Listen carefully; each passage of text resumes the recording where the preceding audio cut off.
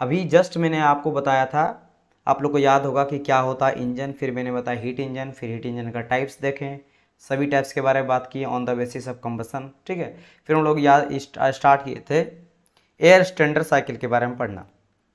And air standard cycle में मैंने आप लोग को 3 साइकिल के बारे में मैंने बताया। पहला मैंने बताया कार्नोट साइकिल के बारे में, फिर उसी का यूज करके हम लोग बनाए थे कौन सा साइकिल, फिर मैंने आपको बताया स्टर्लिन साइकिल के बारे में, एंड देन उसके बाद मैंने आपको बताया एरिक्सन साइकिल के बारे में। Audio clear? चलो नेगी, चलिए आ चुके हैं स्टूडेंट, तो हम लोग क्लास को स्टार्ट करा जाए देन। ठीक है, तो ये तीनों साइकिल हम लोग देखे थे और तीनों का तीनों क्या था, मेरा एयर स्टैंडर्ड साइकिल था। नाउ नाउ आज हम लोग देखने वाले हैं ऑटो साइकिल के बारे में, यानी आज के क्लास में हम लोग समझेंगे ऑटो साइकिल एंड हम लोग समझेंगे diesel cycle. Otto and diesel which are very very very important in IC engine. सबसे ज़्यादा इंपॉर्टेंट अगर साइकिल का बात करूँगा आईसी इंजन में तो वो auto and diesel he cycle है। फिर इसका यूज करके हम लोग देखेंगे डुअल के बारे में भी, जो आज के क्लास में नहीं, ये मैं आपको फिर कल बताऊंगा। अभी इतना काफ़ी है, इतना अगर आप दिमाग में आपका सेट हो गया ना तो समझ लो ऑटोमेटिकली 80% आपके 80 नहीं 90% आईसी इंजन का आपको आ गया, बिकॉज बाकी चीज़ें जो है इसी से कनेक्टेड रहेगा। तो बहुत इंपॉर्टेंट है, हम लोग देखेंगे ऑटो डीजल। वाई? बिकॉज ये प्रैक्टिकली यूज़ किया जाने वाला सबसे फेमस साइकिल है जो आज के टाइम तक हम लोग यूज़ कर रहे हैं। ठीक है, अभी इससे बेटर कोई अभी तक साइकिल नहीं निकला आईसी इंजन में जिसका यूज प्रैक्टिकली बहुत ज़्यादा तौर पे यूज किया जाता है। तो चलिए स्टार्ट करते हैं आज के क्लास को, ऑटो साइकिल। अच्छा, इससे पहले तक हम लोग देखे थे, इससे पहले अगर मैं बात करता हूँ, थोड़ा सा रिवीजन करा देता हूँ इसको स्टार्ट करने से पहले, बस 2 मिनट मुझे टाइम दीजिए। तो आप लोग को याद होगा अगर मैं बात करता हूँ कार्नोट साइकिल में, तो चाहे मैं कार्नोट का बात करता हूँ उसमें भी हम लोग जो हीट एडिशन या हीट रिजेक्शन देखे थे वो आइसोथर्मल में देखे थे, और हम लोग दूसरा प्रोसेस लिए थे, दो लिए थे एडियाबेटिक, रिवर्सिबल एडियाबेटिक लिए थे। ठीक है, रिवर्सिबल एडियाबेटिक लिए थे, एक कंप्रेशन लिए थे और एक आपका एक्सपेंशन लिए थे जिसको आइसेंट्रोपिक भी कहा जाता था। इसके बाद हम लोग बनाए थे जो स्टर्लिन साइकिल। क्यों बनाते हैं स्टर्लिन साइकिल? मैंने आपको बताया था कि इसमें आपका पीएम यानी कि जो मीन इफेक्टिव प्रेशर है उसका वैल्यू कम हो जाता है, क्योंकि सॉफ्ट वॉल्यूम बहुत ज़्यादा देखने को मिलता है, सॉफ्ट वॉल्यूम बहुत ज़्यादा होता है। ठीक है, जिसके वजह से इसका मीन इफेक्टिव प्रेशर कम होता है। इसको बढ़ाने के लिए हम लोग यूज किए थे स्टर्लिन साइकिल। इसमें चेंज क्या किए थे? चेंज किए थे हम लोग क्या, दो आपका जो रिवर्सिबल आइडियाबेटिक प्रोसेस था उसके जगह पे हम लोग दो कांस्टेंट वॉल्यूम प्रोसेस लाके, इससे बेनिफिट क्या हुआ? बेनिफिट ये हुआ कि मेरा जो मीन इफेक्टिव प्रेशर है वो हाई हो गया, लेकिन अभी भी जो एफिशिएंसी है वो हमको कैसा मिलता था? आपके मिलता था कार्नोट के जैसा ही, जो कि मिनिमम और मैक्सिमम टेम्परेचर पे आपके डिपेंड करता था। ठीक है, यानी सेम एज कार्नोट एफिशिएंसी। इसके बाद हम लोग क्या देखें, इसके बाद हम लोग आगे बढ़े और आगे बढ़ के हम लोग क्या किए? इरेक्शन साइकिल का यूज़ किए। इरेक्शन साइकिल में क्या किए? फिर से जो कॉन्स्टेंट वॉल्यूम था, दो प्रोसेस यहाँ पे दो कॉन्स्टेंट वॉल्यूम लिए थे, अब हम लोग क्या दो कॉन्स्टेंट प्रेशर ले लिए, है ना। अब क्या ले लिए? दो कांस्टेंट आपका प्रेशर ले लिए। दो कांस्टेंट प्रेशर लेने के पीछे रीजन क्या था? रीजन ये था कि यहाँ पे अगर मैं बात करता हूँ तो मैं आपको बहुत अच्छी तरह से समझाया था कि यहाँ पे अगर आप देखोगे प्रेशर का, तो प्रेशर को यहाँ पे एडवांटेज इसका क्या है कि इसमें आपको कम जो है प्रेशर रेशियो देखने को मिलता है, लेस आपका प्रेशर रेशियो देखने को मिलता है। इसमें अगर बात करेंगे तो प्रेशर रेशियो इसमें मुझे ज़्यादा होता, क्योंकि P1 से लेकर 3 तक जाता था, यहाँ तक जाता था, लेकिन यहाँ पे आपका प्रेशर रेशियो घट गया। ठीक है, ये एडवांटेज था, तो इसमें हम लोग क्या किए थे। लेकिन अभी तक हम लोग आइसोथर्मल प्रोसेस में ही, यानी कि हीट एडिशन और हीट रिजेक्शन जो करते थे वो कांस्टेंट टेम्परेचर में ही करते थे, आइसोथर्मल में ही करते थे। अब हम लोग क्या करेंगे, इस आइसोथर्मल के केस को हटाएंगे। अब हम लोग आइसोथर्मल के जगह में कुछ दूसरा लेंगे, मतलब अब जो एफिशिएंसी मिलेगा वो कार्नोट जैसा नहीं मिलेगा। प्रैक्टिकली बहुत ज़्यादा यूज किया जाने वाला भी साइकिल के बारे में डिस्कस करने वाले हैं। तो नाउ अब हम लोग यहाँ डिस्कस करेंगे किसके बारे में? ऑटो साइकिल के बारे में। और ऑटो साइकिल ऐसा साइकिल है जो कि प्रैक्टिकली साइकिल हो, यानी कि पेट्रोल ये, और हाँ इसमें जो फ्यूल होता है वो पेट्रोल यूज़ करते हैं, that's why it's called petrol cycle भी कहा जाता है। तो पेट्रोल साइकिल भी इसको कहते हैं। और petrol cycle practically applicable in petrol engine. जो खोज किया था, जो भी इसके पीछे जिसका योगदान है उसके नाम पे रखा गया पेट्रोल, यानी ऑटो रखा गया। सिमिलरली डीजल जो रखा गया वो किसी आदमी का नाम है, ठीक है, जिसमें रिसर्च किया, जिसमें खोज किया, उसी के नाम पे रख दिया गया है।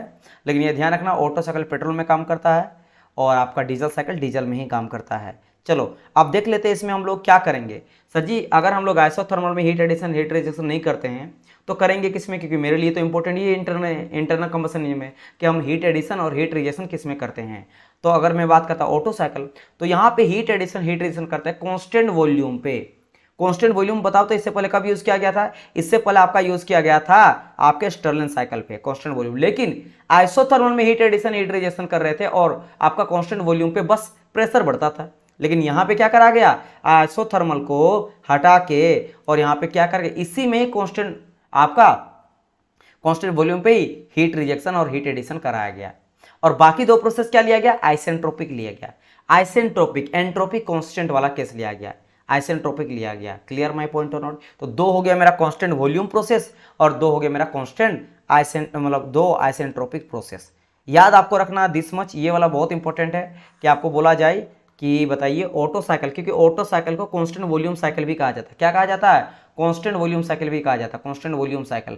क्यों भाई साहब इसको कहा जाता है? क्योंकि यहाँ पे कांस्टेंट वॉल्यूम पे ही हीट एडिशन और हीट रिजेक्शन किया जाता है। इस चीज को ध्यान रखना। आपको अगर बोल दे why Otto cycle is also known as constant volume cycle, तो you should have to answer this that because heat addition and heat rejection will be during the constant volume process, that's why it's called constant volume cycle। या घुमा के बोल दे कि बताइए Otto cycle is also known as constant volume cycle, constant temperature cycle, constant this that कुछ भी, तो you should answer constant volume cycle। अब चलो साइकिल के बारे में थोड़ा डिस्कस कर लेते हैं कि आखिर किस तरह से साइकिल ये मेरा बनता है। क्लियर? तो आप समझ गए चार प्रोसेस हो जाता है यहाँ पे, दो लेते हैं कांस्टेंट वॉल्यूम और दो लेते हैं मेरा आइसेंट्रोपिक।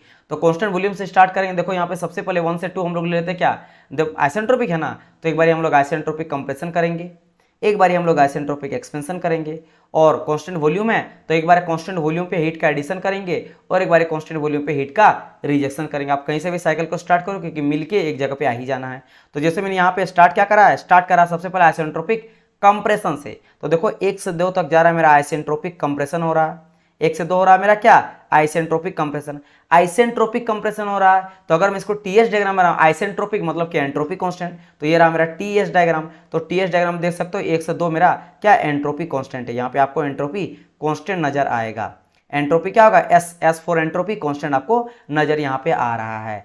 और आइसेंट्रोपिक कंप्रेशन है, कंप्रेस किया जा रहा है, इट मीन्स यहाँ पे देख सकते हो वॉल्यूम आपका क्या हो रहा है, घट रहा है, वॉल्यूम यहाँ पे घट रहा है। एंड अगर बात करेंगे प्रेशर, तो प्रेशर आपका यहाँ पे इंक्रीज हो रहा है, प्रेशर इंक्रीज हो रहा है। क्लियर माय पॉइंट और नॉट? तो ये चीज यहाँ पे किया गया। अच्छा ठीक है, इसके बाद सेकंड प्रोसेस क्या लिया गया, सेकंड, अच्छा और एक चीज यहाँ पे मैं और एक चीज इंक्लूडिंग इसी से बता देता हूँ कि यहाँ पे अगर बोला जाए कि यहाँ पे स्वेप्ट वॉल्यूम कितना है, तो स्वेप्ट वॉल्यूम देखो और एक चीज है कि यहाँ पे स्वेप्ट वॉल्यूम भी बहुत ही घट गया।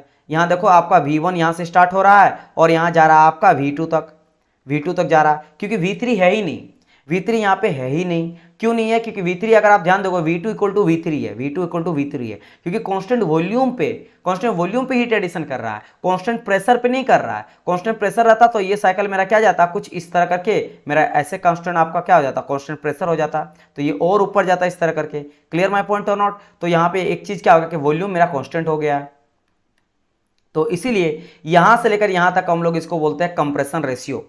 ये जो V1 है, V1 डिवाइड बाई V2 अगर करेंगे तो इसको हम लोग बोल देते हैं कंप्रेशन रेशियो। तो ये हो जाता है कंप्रेशन रेशियो, यहाँ से लेकर यहाँ तक हो जाता है। क्योंकि इससे पहले अगर मैं बात करता हूँ ना ऑटो से पहले, तो आप देख सकते हो कि यहाँ से आपका वॉल्यूम है और फिर ये आपका कांस्टेंट टेम्परेचर पे गया है, यानी कुल मिला के यहाँ से लेकर यहाँ तक आपका कंप्रेशन रेशियो था ज़्यादा था, यहाँ पे थोड़ा कंप्रेशन रेशियो क्या होता है, कम होता है। ठीक है, पहला बात तो ये हो गया, ये भी समझ गए होंगे। ठीक है, तो ये हो गया पहला प्रोसेस, आप समझ गए। पहला प्रोसेस को अगर मैं टीएस डायग्राम में ड्रॉ करता हूँ और आपके पीवी डायग्राम में ड्रॉ करता तो ये हो गया। सेकंड प्रोसेस क्या हो गया, 2 से 3 अगर देखेंगे तो 2 से 3 मेरा क्या जा रहा है, कांस्टेंट वॉल्यूम पे हीट एडिशन। तो कांस्टेंट वॉल्यूम पे हीट एडिशन, कांस्टेंट वॉल्यूम तो वॉल्यूम कांस्टेंट हो गया, यहाँ पे हीट एडिशन कर रहे हैं। जैसे हीट एडिशन कर रहे हैं तो क्या होगा, मेरा प्रेशर जो होगा वो मेरा इंक्रीज करेगा, तो यहाँ पे प्रेशर बढ़ रहा है, हीट एडिशन यहाँ पे किया जा रहा है।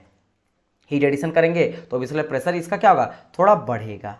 ठीक है, तो कांस्टेंट प्रेशर पे यहाँ पे हीट इंक्रीज कर रहा है, हीट एडिशन किया जा रहा है कांस्टेंट वॉल्यूम पे प्रेशर बढ़ रहा है। फिर अगर देखो यहाँ पे अगर मैं इसी चीज को ड्रॉ करता हूँ क्या, टीएस डायग्राम 2 से 3, तो क्या कांस्टेंट वॉल्यूम तो एक मेरा जाएगा क्या, कर्व जैसा लाइन आएगा, यहाँ पे आपका हीट को एडिशन किया जा रहा है। फिर 3 से 4 फिर से आइसेंट्रोपिक होगा, आइसेंट्रोपिक इस बार एक्सपेंशन हो रहा है, एक्सपेंशन यहाँ पे वर्क आउटपुट मुझे मिलेगा। यहाँ भी वर्क डन किया जा रहा है on the system, negative work हो रहा है, लेकिन यहाँ पे एक्सपेंशन हो रहा है, यहाँ पे पॉजिटिव मुझे वर्क मिल रहा है। क्या मिल रहा है मुझे, पॉजिटिव वर्क मिल रहा है, यहाँ पे नेगेटिव आपका वर्क मिल रहा है, क्योंकि आपका क्या है, कंप्रेशन है। क्लियर माय पॉइंट और नॉट, ये चीज़ भी आपको पता होना चाहिए। तो आइसेंट्रोपिक यानी एंट्रोपिक कांस्टेंट, इस चीज़ को अगर मैं टीएस डायग्राम में, तो कांस्टेंट आपको एंट्रोपी आ जाएगा। और चूंकि मेरा एक्सपेंशन हो रहा है, एक्सपेंड कर रहा है, तो वॉल्यूम बढ़ रहा, प्रेशर घट रहा, वॉल्यूम बढ़ रहा, प्रेशर घट रहा है। आइसेंट्रोपिक है एंट्रोपिक कांस्टेंट, लेकिन चूंकि मेरा एक्सपेंशन हो रहा है, तो एक्सपेंशन में टेम्परेचर घटता है, तो टीएस डायग्राम में नीचे एरो की ओर आएगा, ठीक है। और लास्टली ये मिल जाएगा 4 से 1, यानी कि फिर से कांस्टेंट वॉल्यूम पे आपका हीट को रिजेक्ट करेगा। जैसे हीट को रिजेक्ट करेगा, इसका प्रेशर ड्रॉप कर जाएगा। और अगर मैं बात करता हूँ यहाँ पे, तो अगर मैं 4 से 1 तक दिखाऊँ तो इस तरह का आएगा, हीट रिजेक्शन करेगा। तो ये चारों प्रोसेस आपका हो गया। अब देखो यहाँ पे अगर आप टेम्परेचर देखोगे, जिससे इससे पहले जितने हम लोग देखे थे प्रोसेस, सब में टेम्परेचर सेम था, इसीलिए आपका एफिशिएंसी क्या हो जाता, किस पे डिपेंड करता था, कार्नोट जैसा सब हो जाता था, 1 माइनस टी मिनिमम और टी मैक्सिमम हो जाता था। लेकिन अब देखो, अब ऐसा नहीं होगा, क्योंकि टी मिनिमम अगर आप देखोगे तो टी मिनिमम टेम्परेचर कहीं यहाँ पे आ रहा है, ये हो जाएगा आपका टी मिनिमम टेम्परेचर। और अगर टी मैक्सिमम टेम्परेचर बात करेंगे, तो देखो यहाँ पे आ रहा है टी मैक्सिमम, और ये कहीं नहीं मैच कर रहा है आपके अलग टेम्परेचर के साथ, कि देखो अगर T2 टेम्परेचर, तो T2 टेम्परेचर कहीं यहाँ आएगा, और T4 टेम्परेचर, तो T4 टेम्परेचर कहीं यहाँ आएगा। यानी T1 T4 T3 T4 सब जो है वो अलग अलग है, यानी कि मेरा जो पूरा का पूरा एफिशिएंसी है टेम्परेचर लिमिट पर डिपेंड नहीं करेगा, अलग अलग यहाँ चारों का आ रहा है। क्लियर माय पॉइंट और नॉट, ठीक है। इन्हें आपका मैक्सिमम मिनिमम टेम्परेचर में बीच में और भी टेम्परेचर इंटरमीडिएट टेम्परेचर आ रहा है, राइट। तो ये चीज़ मेरा हो गया। चलिए अब यहाँ पे इतना चारों प्रोसेस समझ गए, TS diagram and PV diagram आप समझ गए। इतना जानने के बाद दो चीजें और जान लो, यहाँ पे दो चीजें और जान लो। क्या? एक मेरा कंप्रेशन रेशियो और एक मेरा एक्सपेंशन रेशियो। क्योंकि कंप्रेशन यहाँ पे कितना किया जा रहा है, कितना कंप्रेस कर रहे हैं, तो कंप्रेस मतलब देखो 1 से लेकर 2 तक कंप्रेस किया जा रहा है, 1 से लेकर 2 तक कंप्रेस कर रहे हैं। कंप्रेशन जो हो रहा है कहाँ हो रहा है, आइसेंट्रोपिक कंप्रेशन हो रहा है, आइसेंट्रोपिक। क्योंकि याद रखना वॉल्यूम पे कोई कंप्रेशन कंप्रेशन हो रहा है, ये हीट एडिशन हो रहा है। इस बार हम लोग कांस्टेंट वॉल्यूम पे हीट एडिशन रिजेक्शन कर रहे हैं। तो कंप्रेशन सिर्फ हो रहा है आपके यहाँ पे आइसेंट्रोपिक 1 से 2 के बीच में, तो 1 से 2 के बीच में, तो इसको हम लोग बोलते हैं कंप्रेशन रेशियो। किसको? ये जो मेरा V1 है और यहाँ पे V2 तक जा रहा है, V1 से लेकर V2, तो V1 डिवाइड बाई V2 को हम लोग क्या बोलते हैं, कंप्रेशन रेशियो बोल देते हैं। लेकिन अगर मैं बात करता हूं एक्सपेंशन रेशियो का, तो आप देखो यहाँ पे एक्सपेंशन एक्सपेंड कितना कर रहा है, तो आप ध्यान दोगे कि भाई कांस्टेंट वॉल्यूम पे हीट एडिशन हो रहा है और कांस्टेंट वॉल्यूम पे हीट रिजेक्शन हो रहा है। यानी कुल मिला के जो यहाँ पे आपका V3 आएगा और यहाँ पे जो V4 आएगा, जो यहाँ तक नीचे तक आएगा, वो तो बराबर है आपके V1 के। तो V1 इक्वल टू V4 हो जाएगा और V2 इक्वल टू V3 हो जाएगा। यानी कि जो V3 और V4 के बीच में क्या हो रहा है, एक्सपेंशन हो रहा है, यहाँ पे आपका एक्सपेंशन कर रहा है। यानी कि एक्सपेंशन का भी अगर रेशियो निकालेंगे तो वही हो गया V4 माइनस V3। तो कुल मिला के V4 माइनस V3 और आपके V1 बाई V2 ये दोनों आपस में बराबर होगा। क्योंकि आप देखो ना ध्यान से, अगर मैं यहाँ पे ड्रॉ करता हूँ, एक्सपेंशन यहाँ से लेकर यहाँ तक हो रहा है और कंप्रेशन यहाँ से यहाँ तक हो रहा है, तो दोनों का लाइन देखो, दोनों एकदम आपका सेम हो रहा है, सेम आपका डिस्टेंस हो रहा है, सेम हो रहा है। समझ आ रहा है मेरी बात की नहीं? तो यहां से आपको क्या समझ आया, यहां से आपको यह समझ आया कि यहां पे पूरा का पूरा यहां से लेकर यहां तक कंप्रेशन एज वेल एज और ये एक्सपेंशन भी सेम हो रहा है। क्या हो रहा है? एक्सपेंशन भी सेम हो रहा है। तो एक्सपेंशन रेशियो को लिखते हैं हम लोग क्या, कंप्रेशन रेशियो को लिखते हैं आर से। बहुत इंपॉर्टेंट, इसका हम लोग भर भर के अभी यूज करने वाले हैं। आर, इसको बोला जाता है compression ratio. R equal to क्या हो जाएगा, V1 बाई V2।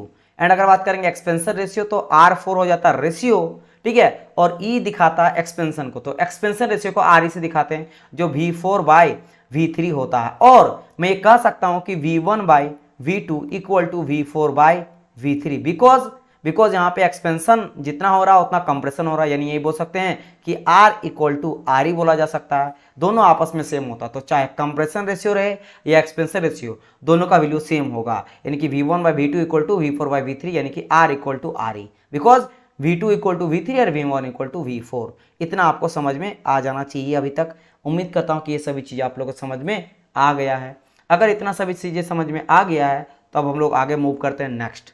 अब हम लोग कैलकुलेट करते हैं वही चीज़, भाई हीट एडिशन ही है, हम लोग कैलकुलेट करेंगे हीट रिजेक्शन। जैसे हम लोग इससे पहले भी तीनों साइकिल में हीट एडिशन हीट रिजेक्शन को कैलकुलेट किए थे, यहाँ पे हम लोग उसको पहले हीट एडिशन फिर एफिशिएंसी देखेंगे। तो पहले देखते हैं हीट एडिशन कहाँ हो रहा। तो यू नो दैट यहाँ पे हीट एडिशन का बात करेंगे तो ये रहा कांस्टेंट वॉल्यूम पे हो रहा, ठीक है, और कांस्टेंट वॉल्यूम पे हीट का रिजेक्शन भी हो रहा। हीट एडिशन यहाँ पे कर रहे हैं, हीट रिजेक्शन यहाँ पे कर रहे हैं। अगर बात करें टीएस डायग्राम में, तो हीट एडिशन ये रहा मेरा, कांस्टेंट वॉल्यूम पे हीट एडिशन कर रहे हैं और कांस्टेंट वॉल्यूम पे आपका हीट रिजेक्शन किया जा रहा है। तो ये दोनों को चलिए निकालते हैं। तो लेकिन इससे पहले आपको फिर से क्या भाई यहाँ पे Q इक्वल टू लेंगे क्या, Q इक्वल टू लेंगे क्या? तो एक चीज बताओ, इससे पहले जो भी प्रोसेस था आइसोथर्मल फट से हम लोग कर देते थे, ठीक है, हम लोग कर देते थे। तो यहाँ पे देखो ध्यान से आप क्या करोगे, तो अब जो हम लोग ले रहे हैं आइसोथर्मल में हीट एडिशन कर नहीं रहे हैं। आइसोथर्मल में हीट एडिशन क्या करते थे, तो del Q first law thermodynamics के फर्स्ट लॉ के according del Q equal to D U plus del W, तो आपका क्या हो जाता था, अगर बात करेंगे टेम्परेचर कांस्टेंट होता है आइसोथर्मल तो इंटरनल एनर्जी भी जीरो हो जाता था, ये खत्म हो जाता था, यानी कि डेल क्यू इक्वल टू हो जाता था डेल डब्ल्यू, इजंट इट। और हमको पता है कि यहाँ पे कांस्टेंट लेते थे u, तो हम लोग लेके चलते थे प्रोसेस उस तरह से, तो सेम चीज यहाँ पे भी यूज करेंगे according to first law thermodynamics आगे देखेंगे। तो मुझे पता है कि del Q equal to D U plus del W, लेकिन इस बार हीट एडिशन किस में हो रहा है, कांस्टेंट वॉल्यूम पे हो रहा है। तो यू नो दैट जब कांस्टेंट वॉल्यूम लेते थे तो वर्क डन हम लोग का जीरो आता था, क्या आप लोग को याद है। अगर वर्क डन का बात करते हो क्लोज सिस्टम के लिए, रिवर्सिबल क्लोज सिस्टम के लिए क्या था, work done equal to P D V. तो यहाँ पे डी जो है ये तो चेंज इन वॉल्यूम है ही नहीं कि कांस्टेंट है, तो ये जीरो, तो जैसे जीरो हो जाता है यानी कि work done equal to P into zero, यानी कि वर्क डन पूरा जीरो हो जाता था। वर्क डन क्या हो जाएगा, मेरा जीरो हो जाएगा। और जैसे मेरा वर्क डन जीरो हो गया तो बचा ओनली क्या, डी यू, यानी कि जितना हीट देंगे वो सिर्फ और सिर्फ काम करेगा इंटरनल एनर्जी को इंक्रीज करने में। और आपको ये भी पता है कि U equal to M C V D T लिखते हैं, क्या ये भी चीज याद है, यू भी 6 छक्का वाला याद करो, यू से लेकर भी, ठीक है, कि कांस्टेंट वॉल्यूम है ना, सीबी क्यों ले रहे हैं, सीपी क्यों नहीं ले रहे, क्योंकि यहाँ पे कांस्टेंट वॉल्यूम पे हीट एडिशन हो रहा है, इसलिए सीवी ले रहे हैं, सीपी नहीं ले रहे हैं।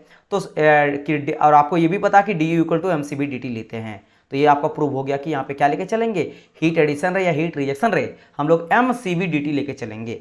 यहाँ पे हम लोग M R L N V two minus V one लेके नहीं चलेंगे, क्योंकि वो कांस्टेंट टेम्परेचर में आता था मेरा वर्क डन इक्वल टू। लेकिन यहाँ पे बात हो रहा कांस्टेंट वॉल्यूम का, आइसोथर्मल का नहीं, यहाँ पे बात हो रहा किसका, आपके आइसोकोरिक का बात हो रहा, कांस्टेंट वॉल्यूम यहाँ पे है, क्लियर। तो यहाँ पे हम लोग लेंगे हीट एडिशन, और हीट एडिशन एमसीवी, और टेम्परेचर कितना चेंज हो रहा, तो देख लेते हैं कहाँ पे मेरा हीट एडिशन हो रहा, 2 से लेकर 3 तक। हाइयर टेम्परेचर मेरा क्या T3 है, लोअर टेम्परेचर क्या है T2 है, तो T3/T2 मैंने आपको पहले बताया था कि लोअर माइनस हायर लेंगे तो T3/T2, तो डिवाइड नहीं कर रहे, यहाँ पे टेम्परेचर डिफरेंस है, तो T2 माइनस T3 ले लिए, T3 माइनस T2 ले लिए, क्या ले लिए, T3 माइनस T2 लिए। सिमिलरली आउट के लिए बात करें, रिजेक्शन कहाँ तक हो रहा है, देखो रिजेक्शन यहाँ से लेकर यहाँ तक हो रहा है, तो यहाँ पे टेम्परेचर ज़्यादा क्या T4 है, तो T4 माइनस T1। एक्चुअल में होना क्या चाहिए था, मैं आपको बताता हूँ, होना चाहिए था इनिशियल माइनस फाइनल, स्टार्ट हो रहा 2 से जा रहा 3 तक, तो यहाँ पे हमको लेना चाहिए था T3 माइनस T2, जो कि बिल्कुल सही है, ये वाला सही है। लेकिन अगर बात करेंगे ये जा रहा देखो 4 से लेकर 1 तक आ रहा, एरो इधर है 4 से लेकर 1 तक, तो होना क्या चाहिए, फाइनल माइनस इनिशियल, होना चाहिए था T1 माइनस T4 होना चाहिए था, क्या होना चाहिए था, T1 माइनस T4 होना चाहिए था। लेकिन अगर T1 माइनस T4 करेंगे तो कोई गलती नहीं है, आपका आ जाएगा नेगेटिव वैल्यू। क्या मिलेगा मुझे, यहाँ पे आपको जो वैल्यू मिलेगा वो नेगेटिव वैल्यू मिलेगा, ये नेगेटिव वैल्यू मिलेगा। और आप चाहते हो ये भी पॉजिटिव आ रहा तो ये भी पॉजिटिव आए, इसलिए इसको हटाने के लिए हम लोग क्या करते हैं, माइनस माइनस करके ये T4 को आगे ले आते हैं और ये पॉजिटिव बना देते हैं, T4 माइनस T1 कर देते हैं, क्लियर, हायर माइनस लोअर कर देते हैं, ताकि मेरा वैल्यू दोनों पॉजिटिव आए, कैलकुलेशन मेरा इजी हो, क्लियर माई पॉइंट और नॉट। तो यहाँ पे मेरा क्यू इन क्यू आउट निकल गया, आप क्या है एफिशिएंसी निकाल लो। तो एफिशिएंसी आपको पता है, एफिशिएंसी हम लोग क्या करते हैं, वर्क आउटपुट, जितना वर्क आउटपुट हो रहा डिवाइड बाई हीट इनपुट हम लोग कर देते हैं, और इसको हम लोग लिख सकते हैं क्या, वर्क आउटपुट इक्वल टू वही हो जाता है Q in minus Q out, और डिवाइड बाई क्यू इन तो पहले से था, तो क्यू इन करके 1 माइनस आ जाएगा Q output by Q in, तो सेम चीज यहाँ पे लिख दिया गया है 1 minus Q out by Q in. तो क्यू आउटपुट आप निकाल चुके हो, ये रहा, और क्यू इन भी निकाल चुके हो, ये रहा, ये दोनों को वैल्यू यहाँ पे पुट कर दिया जाए, तो यहाँ पे वैल्यू पुट कर दिया M C B T4 minus T1 और M C B T3 minus T1, M C B खत्म हो गया, एम सी बी खत्म हो गया, बचा ओनली क्या 1 माइनस T4 माइनस T1 और divide by T3 minus T1।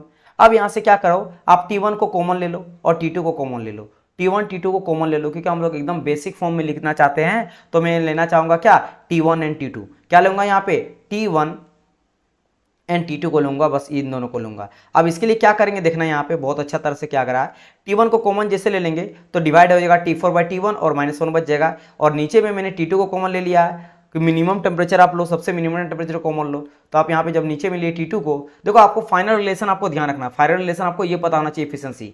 लेकिन मैं ये बता रहा हूं कि अभी तक जितना एफिशिएंसी देखे वो कार्नोट का देखे अभी तक आपको मैं बताऊं, और सब वो डिपेंड करता है किसके, सब डिपेंड करता है efficiency equal to 1 minus T2 minus T1, यानी मिनिमम माइनस मैक्सिमम, ये आपका मिनिमम है और नीचे वाला आपका मैक्सिमम, ये डिपेंड। लेकिन इस बार आपको आइसोथर्मल में हीट एडिशन हीटराइजेशन नहीं हो रहा है, इस बार कांस्टेंट वॉल्यूम पे हो रहा है। तो अब देखो इस बार कैसे निकलेगा वो जानना आपका इंपॉर्टेंट है, क्योंकि नहीं तो याद नहीं रह पाएगा, रटना पड़ेगा, रटना होगा तो भूल जाओगे। तो ये चीज़ अगर समझ जाओगे तो काफ़ी ज़्यादा आपके लिए हेल्प रहेगा। तो देखो अब ये काट क्यों दिया गया, इसके लिए आपको, अभी तक तो हम लोग किसके बारे में बात किए, अभी तक हम लोग सिर्फ 2 प्रोसेस के बारे में बात किए हैं, 2 से लेकर 3 तक और 4 से लेकर 1 तक, मतलब हीट एडिशन हीट रिजेक्शन के बारे में बात किए हैं। ये मतलब हीट एडिशन और हीट रिजेक्शन जो कि कांस्टेंट वॉल्यूम पे हो रहा है। लेकिन बाकी जो प्रोसेस है, 2 आइसेंट्रोपिक है, इसके बारे में अभी तक डिस्कस नहीं किए हैं। ये आइसेंट्रोपिक एक बार एक्सपेंशन हो रहा है और एक बार आइसेंट्रोपिक कंप्रेशन हो रहा है। तो इन सब में क्या हो रहा है इसके बारे में डिस्कस करते हैं, वहां से रिलेशन निकालेंगे तब जाके दोनों कटेगा। ठीक है, यानी अब जो मैं बात कर रहा हूं, अब मैं हम लोग किसका बात करें, ये आइसेंट्रोपिक का, यहां से लेकर यहां तक, 1 से लेकर 2 तक बात कर रहे हैं। ठीक है, और इसके बाद 3 से लेकर 4 तक बात करें आइसेंट्रोपिक एक्सपेंशन का। तो चलो डिस्कस करते हैं। ठीक है, अभी तक यहां तक लाके छोड़ दो, जो मैंने कॉमन लिया कॉमन लाके यहां तक अभी छोड़ दो। इसके बाद आप आ जाओ इधर। सबसे पहले 1 से 2 के बीच में देख सकते हो, यहाँ पे 1 से 2 के बीच में क्या हो रहा है, आइसेंट्रोपिक क्या हो रहा है, कंप्रेशन हो रहा है। यहां से लेकर यहां तक क्या हो रहा है, आइसेंट्रोपिक कंप्रेशन, कंप्रेस हो रहा है। देखो 1 से लेकर 2 तक आइसेंट्रोपिक कंप्रेशन, इसलिए तो यहाँ पे प्रेशर जो है वो बढ़ रहा है और वॉल्यूम आपका घट रहा है ना, आइसेंट्रोपिक कंप्रेशन हो रहा है। क्लियर माय पॉइंट और नॉट। ठीक है, तो आपको पता है कि आइसेंट्रोपिक फिर वही चीज है, T1 minus V1 gamma minus 1 equal to T2 V2 पे पावर गामा माइनस 1, ये रिलेशन लेके चलेंगे। आप रट लो कि आइसेंट्रोपिक में इसका यूज करते ही करते हैं। T1 V1 gamma minus 1 equal to T2 V2 gamma minus 1 हम लोग करते हैं। जो मैं आपको रिलेशन जब मैं फाइंड आउट करा था तब मैं आपको बताता हीट का वर्क का, तब बहुत सारा रिलेशन बताता, उनसे उठा है ये चीज़, उसी से इसको लिया जाता है। ठीक है, ये चीज़ लिया गया यहाँ पे। वेयर गामा जो है, गामा क्या एडिवेटिक इंडेक्स है, या फिर बोल सकता हूँ रेशियो ऑफ स्पेसिफिक हीट। क्यों, ये इक्वल टू होता है CP बाई CB। तो CP होता है specific heat at constant pressure and CB होता है specific heat at constant volume. तो बेसिकली ये स्पेसिफिक हीट होता है, ये भी specific heat at constant pressure और specific heat at constant volume. तो इन दोनों का ही रेशियो, इसीलिए गामा को बोला जाता है या तो एडिवेटिक इंडेक्स या फिर कहा जाता है specific ratio of specific heat, तो वो होता गामा। ठीक है, चलिए, तो मैं बोल रहा था कि ये चीज लिख सकते हैं। सिमिलरली 3 से 4 के बीच में भी वही चीज हो रहा, 3 से 4 के बीच में भी आइसेंट्रोपिक हो रहा, 3 और 4 के बीच में। तो यहाँ भी हम लोग 3-4 के बीच में लगा सकते हैं, T3 V3 gamma minus 1 equal to T4 V4 gamma minus 1। और यहाँ पे फिर एक काम करो, टेम्परेचर वॉल्यूम है ना, टेम्परेचर को एक साइड रखो, वॉल्यूम को एक साइड रखो। तो देखो यहाँ पे क्या करेंगे हम लोग, T2 को जो है T1 को उधर ले जाएंगे तो T2 बाई T1 आ जाएगा, और V2 को इधर ले आएंगे तो V1 बाई V2 आ जाएगा गामा माइनस 1।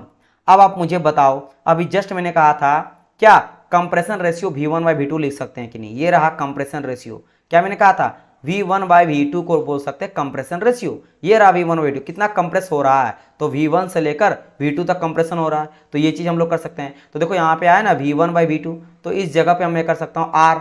तो ये आ गया क्या, पूरा का पूरा R गामा माइनस 1, क्या आ गया, R गामा माइनस 1 आ गया। तो बस इस चीज को कर दिया गया, इन सेम चीज को यहाँ पे कन्वर्ट कर गया R से और गामा माइनस 1 लिख दिया गया है। तो ये एक रिलेशन यहाँ से निकला। Similarly V4 by V3 equal to भी ये निकाला है, और V4 बाई V3 भी आ जाता मेरा कंप्रेशन रेशियो ही। देख लो V4 बाई V3 को कंप्रेशन रेशियो, क्यों, क्योंकि बेसिकली है तो ये एक्सपेंशन रेशियो। क्योंकि अभी मैं बात किया इसके लिए, किसके लिए, ये मैं बात कर रहा हूँ आपके एक्सपेंशन के लिए। ये और आइसेंट्रोपिक, एक सेकंड, यहाँ से आइसेंट्रोपिक एक्सपेंशन होगा 3 to 4। ठीक है, देखो ये सभी मिस्टेक है, ये 3 से 4 आइसेंट्रोपिक एक्सपेंशन, मतलब लिखने से गलती हुआ थोड़ा, तो आप यहाँ पे कर लेना, आप लोग ध्यान से ही सब चीज को ध्यान देना कि आइसेंट्रोपिक एक्सपेंशन लिख लेना। तो आइसेंट्रोपिक एक्सपेंशन कहाँ हो रहा, 3 से 4 के बीच हो रहा, 3 से 4 के बीच हो रहा, 3 और 4 है, 3 और 4 है। तो अगर मैं 3 और 4 देखूंगा, 3 और 4, तो आप देखो यहाँ पे एक्सपेंशन हो रहा है, वॉल्यूम कहाँ पे 4 और 3 के बीच में। और आपको पता है V4 माइनस V3 जो है ये सेम हुआ था मेरा V1 बाई V2 के, तो इसको भी R लिख सकते हैं। तो यहाँ भी हम लोग R कर सकते हैं, V4 बाई V3 को भी R लिखा जा सकता है गामा माइनस 1। और बाकी गामा माइनस 1 तो अच्छा। और एक चीज़ यहाँ पे मिस हुआ है, यहाँ पे 2 चीज़ को आपको ठीक करना है, मैं आपको बता देता हूँ। एक तो ये कंप्रेशन नहीं होगा, एक्सपेंशन होगा, और दूसरा चीज यहाँ पे आ जाएगा मेरा V4 minus V1 gamma minus 1 भी लगेगा। ठीक है, इन दोनों का आप लोग ठीक कर लेना, करेक्ट कर लेना, मैं आपको बता देता हूँ। तो इसीलिए गामा माइनस 1 आ जाएगा, और V4 बाई V3 के जगह में मैंने यहाँ पे क्या लिख दिया है, गामा R आपको लिख ही दिया है, इसके बदले में R आपका आ ही गया। चलो इतना आप समझ गए। अब यहाँ से निकलता क्या है, निकलता क्या रिलेशन वो समझना। निकलता रिलेशन ये है कि यहाँ से निकला मेरा T2 by T1 equal to gamma minus 1, और यहाँ से निकला T3 by T4 equal to R पे पावर गामा माइनस 1। और एक चीज मुझे पता चला कि अगर अगर अगर अगर अगर अगर अगर ये भी बराबर ये भी बराबर है, it means T3 divide by T4 equal to T2 by T1 भी बराबर होगा। तो इन दोनों को मैं बराबर बराबर लिख दिया हूँ, बराबर लिख सकते हैं, बिल्कुल सर लिख सकते हैं। और थोड़ा सा इसको और खेल करते हैं हम लोग, थोड़ा बहुत और हम लोग इसके साथ कैलकुलेट करते हैं। इसको T2 को नीचे ले आते हैं, T4 को ऊपर कर देते हैं, इंटरमिक्स कर देते हैं। तो T4 ऊपर चल गया और T2 नीचे आ गया। तो ये भी मैं कर सकता हूँ, मतलब ये रिलेशन सबका यूज करेंगे। ठीक है, ये सबका यूज करेंगे। तो अब देखो यहाँ पे आ गया अब पॉइंट क्या, T4 by T2 T4 by T1 equal to T3 by T2। तो देखो ध्यान से, ये रहा ऊपर में मेरा T4/T1, तो T4/T1 और नीचे में क्या T3/T2, तो ये दोनों आपस में बराबर है, यानी दोनों आपस में बराबर है, तो 1 - 1 - 1 बराबर हो गया, यानी दोनों कट गया। और जैसे ये कटा बचा ओनली दिस मच, क्या 1 - T2/T1, तो बचा ओनली क्या, ये बचा मेरा, यानी efficiency of auto cycle 1 - T1/T2, T1/T2 बचा, क्या बचा T1/T2।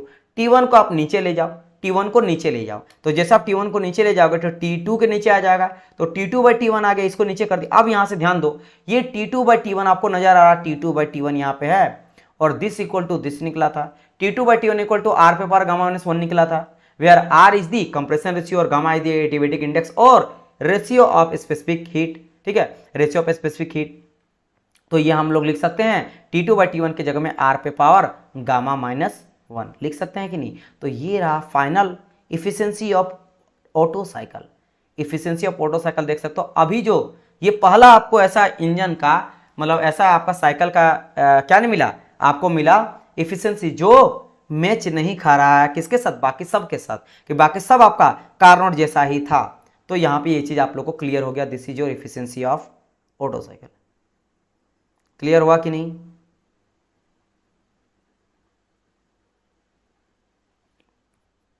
चलो इतना क्लियर हो गया, ठीक है। अब बात किया जाता है यहाँ से कुछ क्वेश्चन आपसे पूछा जाता है जो मैं आप लोग से यहाँ पे डिस्कस करने वाला हूँ। मैं थोड़ा सा ना कमेंट इधर रख के देखता हूँ कि वहाँ से काफ़ी ज़्यादा लाइट आ रहा है तो मुझे इरिटेट हो रहा है। Just a minute. हाँ ओके, वैसे कमेंट तो बच्चे कर नहीं रहे हैं, पढ़ाई कर रहे हैं, लेकिन फिर भी मैं देखना चाहता हूँ। कभी अगर कोई बच्चा कोई डाउट पूछते तो मुझे पता होना चाहिए, फिर कोई ऑडियो वीडियो क्लियर हो जाता है, दिक्कत होता तो मुझे पता होना चाहिए। तो ये वाला चीज़ को सेम इफिशियंसी लिख दिया गया है। अब आपको पता है कि मेरा जो इफिशियंसी होता है, मतलब देखो फंक्शन किसको लिखते हैं, देखो यहाँ पे लिखा गया फंक्शन इफिशियंसी। इफिशियंसी जो ऑटो का इफिशियंसी होता है is the function of R and gamma, where R is the compression ratio, R is the compression ratio and gamma is the adiabatic index, या फिर इसको सिंपल बोलोगे रेशियो ऑफ स्पेसिफिक हीट, यानी कि R equal to CP/CV जो लिखते हैं इसके लिए बोला जा रहा है। R equal to CP/CV ratio of specific heat का रेशियो होता है। तो ये ऑटो जो है ना, ऑटो का इफिशियंसी, ऑटो साइकिल का इफिशियंसी R और गामा पे डिपेंड करता है। क्यों कि भाई इफिशियंसी हम लोग लिखते ही हैं ऑटो साइकिल का, क्या लिखते हैं, लिखते हैं 1 - 1 डिवाइड बाय R पे पावर गामा -1। तो देखो ये R और गामा पे डिपेंड कर रहा है। अगर R का वैल्यू कम बेसी हुआ तो इफिशियंसी का वैल्यू भी कम बेसी होगा, अगर गामा का वैल्यू कम ज्यादा हुआ तो इफिशियंसी भी कम ज्यादा हो सकता है। दैट्स वाई ये डिपेंड करता है इन दोनों पे। फंक्शन मतलब ये मैंने कहा था ना कि आपके पापा, आपके घर के कंडीशन जो है ना वो किस पे डिपेंड करता है, आपके पापा के हेल्थ पे डिपेंड करता है, आपके पापा की इनकम पे डिपेंड करता है, आपके मम्मी की एजुकेशन पे, मम्मी के कल्चर पे, मम्मी के तरीके पे, मम्मी के हर एक चीज़ पे, मतलब मम्मी पापा पे डिपेंड करता है आपका लाइफ कैसा होगा बचपन से लेकर जब तक आप पूरी तरह से खड़े नहीं हो अपने आप पे, लेकिन डिपेंड करता है ऑब्वियसली बात है फिनेंशियल कितने स्ट्रॉन्ग है। ठीक है, बहुत सारे ऐसे स्टूडेंट है जो हम लोग यहाँ पे इंडिया में है, वो लड़का अमेरिका में जाकर पढ़ रहा है, समझ आया कि नहीं। बहुत सारे स्टूडेंट ये है जिनको खाने तक नहीं मिल रहा है, मतलब स्टूडेंट आई मीन कोई भी बच्चा है, ठीक है, तो डिपेंड कर रहा है उसी तरह, मतलब डिपेंडेंट है। तो सिमिलरली बात है इन दोनों पे डिपेंड करता है। तो बात ये क्वेश्चन आता है, ठीक है सर आर पे डिपेंड करता है और आर क्या कंप्रेशन रेशियो, तो कंप्रेशन रेशियो के बढ़ने से क्या मेरा बढ़ता है एफिशिएंसी, वो मुझे बताइए। तो देखो डियर, अगर मैं देखना ध्यान से है ना, एन सॉरी ईटा ऑटो, अगर इफिशिएंसी ऑफ ईटा निकालेंगे तो क्या था 1 - R पे पावर गामा -1। तो एक काम करता हूं, अगर मैं क्या करता हूं आर क्या मेरा कंप्रेशन रेशियो को बढ़ाता हूं, अगर ये मेरा बढ़ेगा तो पूरा का पूरा वैल्यू जो होता है ना वो घटेगा, पूरा का पूरा वैल्यू क्या होगा मेरा घटेगा, और पूरा का पूरा अगर वैल्यू घटेगा तो 1 माइनस है यानी कि मेरा इफिशियंसी बढ़ेगा। तो कुल मिला के पता क्या चला कि अगर आर को घटा रहे हैं तो इफिशियंसी बढ़ रहा है, यानी अगर मेरा कंप्रेशन रेशियो घटेगा तो इफिशियंसी बढ़ेगा। क्या समझ आया कि नहीं, कि अगर मेरा यहाँ पे कंप्रेशन रेशियो को घटा रहे हैं ना तो मेरा इफिशियंसी क्या हो रहा है, इफिशियंसी मेरा बढ़ रहा है, इफिशियंसी बढ़ रहा है। ठीक है ओके। तो अगर मैं उल्टा करता हूं, ऑडियो वीडियो क्लियर है कि नहीं, कोई इशू तो नहीं है ना। एक सेकंड, यहां मैंने घटा हुआ क्यों लिख दिया भाई, सॉरी, बढ़ा रहे तब ना बढ़ रहा है, बढ़ा रहे तब बढ़ रहा है। तो अगर मेरा देखो ये इंक्रीज मैंने करा है ना, तो आर अगर बढ़ेगा यानी कंप्रेशन रेशियो अगर इंक्रीज होगा तो मेरा इफिशियंसी भी इंक्रीज होता है। यानी कि efficiency of auto cycle increase with increase in compression ratio. अगर कंप्रेशन रेशियो बढ़ेगा तो इफिशियंसी भी मेरा बढ़ेगा। बट दिक्कत क्या है, दिक्कत मेरा डीजल साइकिल हम लोग क्यों पढ़ते हैं, दिक्कत यही हो गया। दिक्कत ये हो गया कि मैं क्या कर बोला कि भाई आराम से आर को बढ़ा लो और ज़्यादा इफिशियंसी ले लो, लेकिन चाह के भी हम लोग आर को ज़्यादा बड़ा नहीं ले सकते हैं, आर का वैल्यू ज़्यादा नहीं ले सकते, हम लोग लो वैल्यू ही लेके चलते हैं। अब यहाँ पे रीजन एक होता है, रीजन ये होता है कि क्या होता है कि अगर आप हाई कंप्रेशन रेशियो ले लोगे, अगर आपने आर का वैल्यू ज़्यादा ले लिया ना, तो हो क्या जाता है, प्री इग्नाइट कर जाता है। कंप्रेशन रेशियो अगर ज़्यादा कंप्रेस कर दें तो होता ना, आपको मैंने बताया था पेट्रोल इंजन में एयर फ्यूल लेते हैं और स्पार्क प्लग से स्पार्क दिया जाता है। स्पार्क आने के बाद आपका पावर स्ट्रोक मिलना चाहिए, ये पहले ही इग्नाइट हो जाएगा, प्री इग्निशन हो जाए, जिसको कहा जाता है अर्ली इग्निशन। मतलब जिस समय पे आपका जलना चाहिए फ्यूल उससे पहले ही जल जाएगा, तो प्री इग्नाइट कर जाएगा, जिसके वजह से नॉकिंग डिटोनेशन होता है। मतलब इंजन आवाज करता है टन टन टन टन टन, अजीब ऐसा आवाज करता है, नॉकिंग और आपका डिटोनेशन होता है। ये नॉकिंग डिटोनेशन होता है क्योंकि प्री इग्निशन हो जाता है, अर्ली इग्निशन हो जाता है, इग्नाइट कर जाता है, जो कि बिल्कुल भी सही बात नहीं है। एक तरह से ये प्रॉब्लम क्रिएट करता है, आपके इंजन को खराब करता है, आवाज आता है गाड़ी से, इंजन से अजीब टाइप का आवाज आता है। तो ये कब होता है, जब आपका कंप्रेशन रेशियो का आप हाई ले लेते हो। और ये पेट्रोल इंजन प्री इग्निशन को रोकने के लिए हम लोग क्या करते हैं, कंप्रेशन रेशियो को चाह के भी, मुझे पता है कि कंप्रेशन रेशियो को हाई करेंगे तो मेरा एफिशिएंसी हाई हो जाएगा, लेकिन उसके बावजूद भी नहीं कर सकते हैं, लो लेके चलते हैं। इसलिए जरूरत पड़ा क्या, आगे चलकर हम लोग यूज करते हैं डीजल साइकिल का। अब डीजल में क्या ही ऐसा चमत्कार कर देंगे, चमत्कार ये कर देंगे कि यहाँ पे कंप्रेशन रेशियो मेरा कम है। अच्छा यहाँ पे कंप्रेशन, थोड़ा फिगर देखो, यहाँ से आपको समझ आ जाएगा। कंप्रेशन रेशियो, देखो कंप्रेसर रेशियो क्या कर रहा है, यहां से लेकर यहां तक हो रहा है ना, ये मेरा मात्र यहीं तक है ना कंप्रेसर रेशियो। V1 से लेकर, अगर कंप्रेशन देख रहे हैं 1 से लेकर 2 तक जा रहा है, यानी कंप्रेसर रेशियो क्या हो रहा है, यहीं तक आ रहा है, कंप्रेसर रेशियो इतनी हो रहा है। इसी को बढ़ाना है ना, कंप्रेसर रेशियो को ही बढ़ाना है, तो ये डीजल में बढ़ाएंगे। क्या करेंगे, अगर मैं क्या करता हूं कि यहाँ पे कांस्टेंट वॉल्यूम पे हीट एडिशन किया गया है ना, क्या करा गया, यहाँ पे देखोगे तो कांस्टेंट वॉल्यूम पे क्या करा गया, हीट एडिशन करा गया, इसलिए कांस्टेंट चल गया, वॉल्यूम इंक्रीज नहीं हुआ। लेकिन अगर मैं क्या करता हूं, कांस्टेंट प्रेशर में करता हूं हीट एडिशन, तो देखो फायदा क्या होगा, फायदा इस तरह से हो जाएगा ना कि यहां पे आपका कुछ जाएगा, ऐसे जाएगा, और कांस्टेंट प्रेशर, तो कांस्टेंट प्रेशर कैसा आता है, ऐसे कांस्टेंट प्रेशर हो जाएगा, ये होगा कांस्टेंट प्रेशर। उसके बाद इस तरह लाएंगे और इसको यहाँ पे मिला देंगे, ये ऐसे ही प्रोसेस रहेगा। फिर एक्सपेंशन मेरा आइसेंट्रोपिक ही होगा, और रिजेक्शन मेरा, ध्यान से समझना, डीजल साइकिल जो मैं बताने वाला हूं उसमें जो हम लोग रिजेक्शन करेंगे वो कांस्टेंट वॉल्यूम पे ही करेंगे। कांस्टेंट वॉल्यूम मतलब देखो यहाँ पे मैंने कहा क्या, एक मेरा 2 यहाँ पे कांस्टेंट वॉल्यूम है, कांस्टेंट वॉल्यूम वो कांस्टेंट वॉल्यूम पे हीट एडिशन भी किया जा रहा है, कांस्टेंट वॉल्यूम पे हीट रिजेक्शन किया जा रहा है। तो डीजल साइकिल में ये वाला लेते हैं, कांस्टेंट वॉल्यूम पे हीट रिजेक्शन लेंगे, लेकिन बस कंप्रेशन रेशियो को बढ़ाने के लिए जो हीट एडिशन लेते हैं ना, वो कांस्टेंट वॉल्यूम से हटा के कांस्टेंट प्रेशर कर देते हैं। क्यों, जैसे मैं कांस्टेंट प्रेशर कर दिया तो अब ये बढ़ते बढ़ते बढ़ते बढ़ते, अब देखो अभी कितना बढ़ जाएगा, मैं ग्रीन कलर से दिखा रहा हूँ, ग्रीन कलर से दिखा रहा हूँ, यहां से लेकर यहां तक बढ़ गया, यहां तक, इतना तक चल गया। अब इससे फायदा क्या हुआ कि पहले कंप्रेशन मुझे मिलता था कहां से कहां तक, कंप्रेशन सिर्फ आपको मिलता था यहां से लेकर यहां तक, कंप्रेशन रेशियो इतना ही, V1 और आपका V2, तो V1 डिवाइड बाई V2 इतने ही मिलता था। लेकिन अब क्या हो गया, अब आपको जब मैं कांस्टेंट प्रेशर में कर दिया तो ये बढ़ के यहां से लेकर कम से कम यहां तक आ जाएगा, यहां तक, इतना आपका बढ़ गया, बढ़ा कि नहीं, तो लगभग इतना इंक्रीज हुआ। अगर मैं रेड कलर से दिखाऊं तो कुछ यहां से लेकर यहां तक का इंक्रीमेंट हुआ, इतना ज़्यादा यहां पे इंक्रीमेंट हुआ है, जिसके वजह से कंप्रेशन से बढ़ जाता है। तो कंप्रेशन से बढ़ेगा तो आपका एफिशिएंसी भी बढ़ेगा। वही आपका क्या करा गया, क्या डीजल साइकिल में जो भी बताऊंगा, देखो यहाँ पे ये रहा आपका, देखो पहले यहीं तक हम लोग लेते थे, और कांस्टेंट वॉल्यूम, देखो कांस्टेंट वॉल्यूम पे हीट एडिशन करते, जैसे मान लो यहीं तक लेते, इस तरह लेते थे। ये मेरा क्या है, ये this is your auto cycle. देखो ये आपका क्या हो गया, ये आपका आइसेंट्रोपिक कंप्रेशन है, ये क्या है मेरा आइसेंट्रोपिक कंप्रेशन है, ठीक है। फिर यहाँ पे कांस्टेंट वॉल्यूम पे हीट एडिशन करा गया है, हीट एडिशन कर रहे हैं। फिर यहाँ पे आइसेंट्रोपिक एक्सपेंशन है और हीट रिजेक्शन है। लेकिन बस क्या कहा गया है, कांस्टेंट वॉल्यूम इस चीज को हटा के, ठीक है, किसको हटा के, इस वाले को हटा के बस इसको सीधा कर दिया गया है, और इस वाले को यहां तक धकेला गया। इससे फायदा क्या हुआ, इससे फायदा आपको पूरी तरह से नजर आ रहा है कि अभी तक मेरा कंप्रेशन रेशियो यहीं तक मुझे मिलता था, मात्र यहीं से यहां तक मिलता था, लेकिन अब ये बढ़ के यहां से लेकर यहां तक मिलेगा, कंप्रेशन रेशियो बढ़ गया। यही रीजन था डीजल साइकिल का आने का, which work on higher compression ratio with diesel से हाई कंप्रेशन रेशियो में काम करता है, as fuel as a practical diesel engine. दोनों प्रैक्टिकली है तो प्रैक्टिकली यूज भी हो गया। तो यहाँ पे क्या करेंगे, कांस्टेंट जो हीट एडिशन करेंगे वो कांस्टेंट प्रेशर में करेंगे, लेकिन अभी भी रिजेक्शन हम लोग जो करेंगे कांस्टेंट वॉल्यूम। मतलब देखो डीजल जैसा है, डीएल देखो तो कितना सिमिलर है। डीएल जैसा अगर बात करेंगे तो दो दो साइकिल हम लोग यहाँ क्या लिए हैं, आपके आइसेंट्रोपिक लिए एक्सपेंशन, आइसेंट्रोपिक लिए कंप्रेशन। अभी भी आइसेंट्रोपिक कंप्रेशन एक्सपेंशन ही है, अभी भी आप देखोगे आइसेंट्रोपिक कंप्रेशन है, आइसेंट्रोपिक एक्सपेंशन है कॉमन।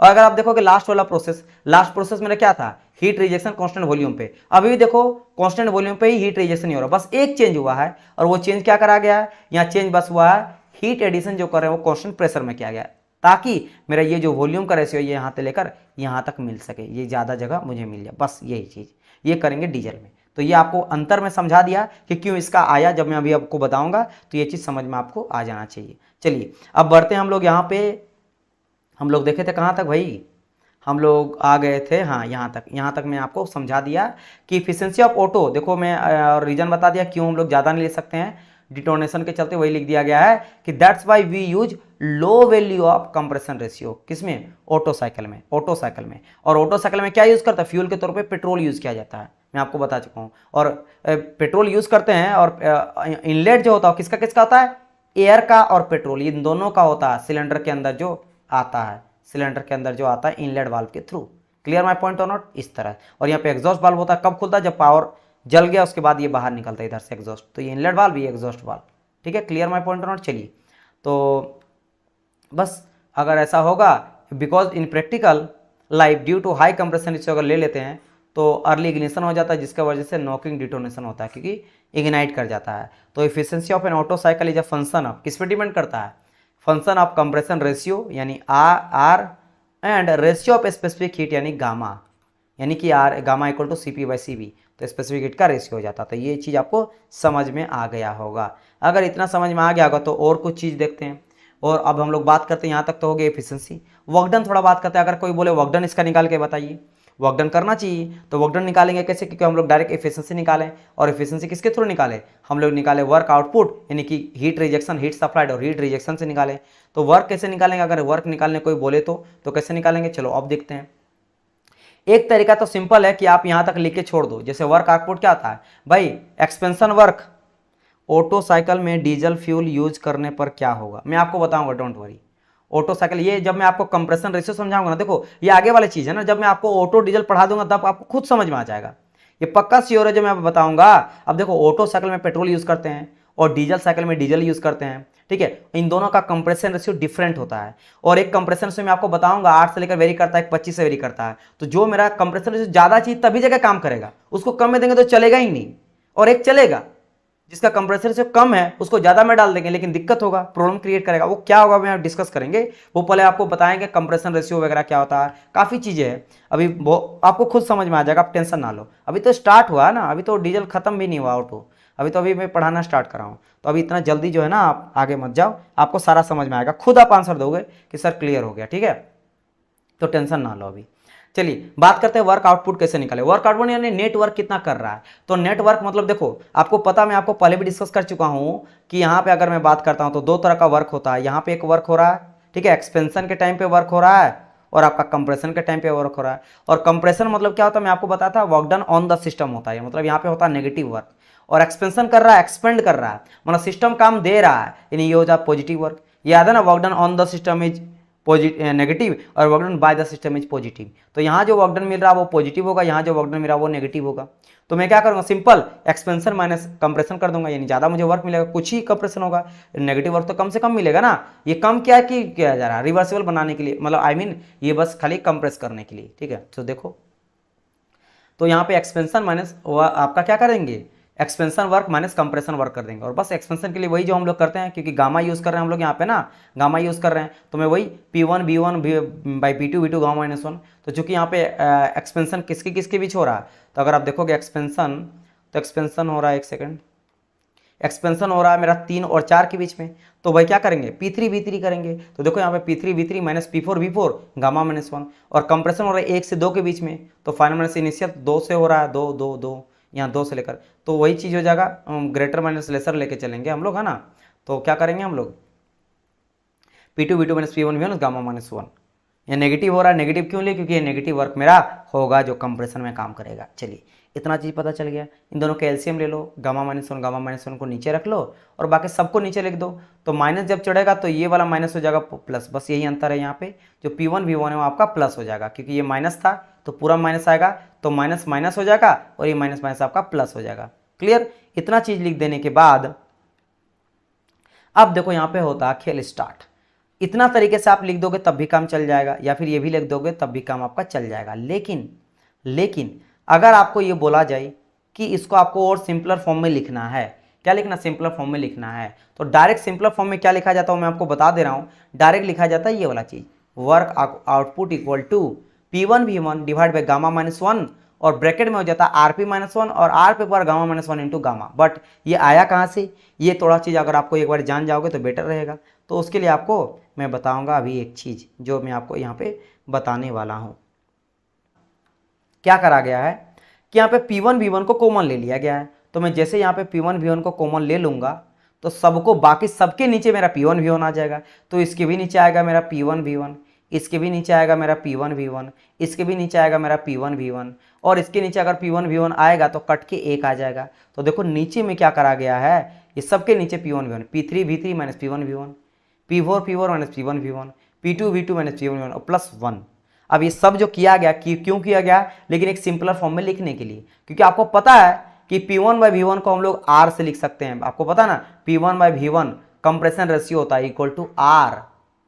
और आपको ये भी पता है कि हम लोग को पता है कि P आपके V4 by V3 equal to भी R होता है। एक्सपेंशन इसको भी R कहते हैं। देखो मैं आपको पहले बता चुका हूँ, ये रहा P1 V1 equal to R और V4 by V3 equal to भी R होता है। ठीक है, ये आपको पता है इस फॉर्म में लिखने के लिए सबको। लेकिन बोलेंगे सर यहाँ पे प्रेशर का भी तो है, तो मैं रिलेशन निकालूंगा, ये भी निकल जाएगा। देखो कैसे 1 बाई 1 करके निकालता हूँ बाकी सबसे। जैसे 1 से लेकर 2 तक मेरा क्या हो रहा है, आइसेंट्रोपिक प्रोसेस हो रहा ना। तो आइसेंट्रोपिक प्रोसेस में हम लोग क्या यूज कर सकते हैं, आइसेंट्रोपिक, एक सेकंड, आइसेंट्रोपिक प्रोसेस के लिए और एक आपका होता है PV पावर गामा हम लोग लेते हैं। PV power gamma equal to constant, ये हम लोग लेके चलते हैं कि नहीं? ठीक है, लेके चलते हैं तो ये ले सकते हैं। तो PV पे power gamma equal to P2 V2 gamma, क्योंकि आइसेंट्रोपिक 1 से 2 लिया गया है तो 1 से 2 के बीच में हो रहा है। और सिमिलरली 3 से 4 के बीच में आइसेंट्रोपिक हो रहा है। तो बोलेंगे सर आइसेंट्रोपिक में आप PV पे power gamma equal to constant क्यों लिए? क्योंकि ये आइसेंट्रोपिक है, याद करो, रिवर्सिबल एडियाबेटिक को आइसेंट्रोपिक कहा जाता है। बेसिकली एडियाबेटिक है ना, समझे मेरी बात की नहीं? और एडियाबेटिक को PV पर gamma equal to constant, polytropic को लिखते हैं PV पर N इक्वल टू कॉन्स्टेंट, इसलिए ये चीज को लिखा गया। ठीक है, ये चीज को आप लोग को ध्यान रखना। ठीक है, तो ये दोनों प्रोसेस को लिख दिया। अब देखो यहाँ पे वॉल्यूम को एक साइड करो, प्रेशर को एक साइड करो, तो आपका क्या करेंगे, P1 को उधर ले गया है तो P1 बाई P2 और V2 को इधर ले आया तो V1 बाई V2 पे पर गामा। और यू नो दैट, क्या आपको पता है, ये आपको पता है कि V1 बाई V2 को R लिख सकते हैं, तो R पे पर gamma equal to P2 by P1। अच्छा, और एक चीज, P2 बाई P1 को RP भी लिखा जाता है, RP यानी प्रेशर रेशियो। देखो ये P2 बाई P1 क्या है, ये अगर मैं P2 बाई P1 का बात करूंगा ना तो ये रहा आपका P2। देखो यहाँ पे P2 अगर ध्यान दोगे ना तो प्रेशर ये रहा P2 और ये रहा आपके P2 से लेकर एक सेकंड कहाँ गया, P3 है ना, P2 एंड P1 है ना, एक सेकंड, P2 एंड P1, इसके बीच में जो चेंज हो रहा है ना प्रेशर यहाँ से लेकर यहाँ तक को, इसको हम लोग बोल देते हैं RP भी कह सकता है आपको, ये चीज़ को ध्यान रखना है। और कभी कभी P3 बाई P2 को भी बोल सकता है, P3 और P2 को तो बोला ही जाता है, ये यहाँ से लेकर यहाँ तक, इसको मेन आपको इसको कहा जाता है। लेकिन वो भी कभी कभी दिखा जाता है, समटाइम अगर ज़रूरत पड़ा तो लिखा जाता है। तो प्रेशर रेशियो को यहाँ कहा जाता है, यानी कि जब आपका हीट एडिशन कर रहा है तो प्रेशर बढ़ रहा है। आपको पता है आइसेंट्रोपिक कंप्रेशन हो रहा है, जब क्या हो रहा है, जब आपका वॉल्यूम जो है ना, वॉल्यूम का अगर बात करो कंप्रेशन, तो वॉल्यूम आपका घट रहा है लेकिन प्रेशर मेरा यहाँ पे बढ़ रहा है। लेकिन जो हम लोग कर रहे हैं कॉन्स्टेंट वॉल्यूम पे हीट एडिशन कर रहे हैं तब भी आपका प्रेशर बढ़ रहा है। तो प्रेशर कितना बढ़ रहा है, ये कितना प्रेशर बढ़ रहा है, उसी को हम लोग प्रेशर रेशियो कहते हैं, उसी को प्रेशर रेशियो कहा जाता है। यानी कि अगर मैं बात करूँगा यहाँ से 3 से लेकर 2 के बीच में जो प्रेशर यहाँ पे चेंज हो रहा है P3 एंड P2 के बीच में, तो इसीलिए यहाँ पे लिखा गया है कि P3 बाई P2 को RP भी बोलेंगे। अभी मैं आपको बताऊंगा, हायर माइनस लोअर हमेशा लिखते हैं तो वो चीज़ लिखेंगे। ठीक है, तो यहाँ तक हो गया, समझ गए? ठीक है, ये मेरा पहला रिलेशन निकला। सेकंड रिलेशन का बात हम लोग करते हैं। अब क्या करेंगे, सेकंड रिलेशन का बात करते हैं। तो यहाँ से भी सेम चीज़, वॉल्यूम को एक साइड करेंगे, प्रेशर को एक साइड करेंगे, और फिर से V4 बाई V3 को R जानते हैं, एक्सपेंशन रेशियो को भी R लिखते हैं, मैंने कंप्रेशन से इक्वल होता है, तो R equal to gamma minus P3 by P4।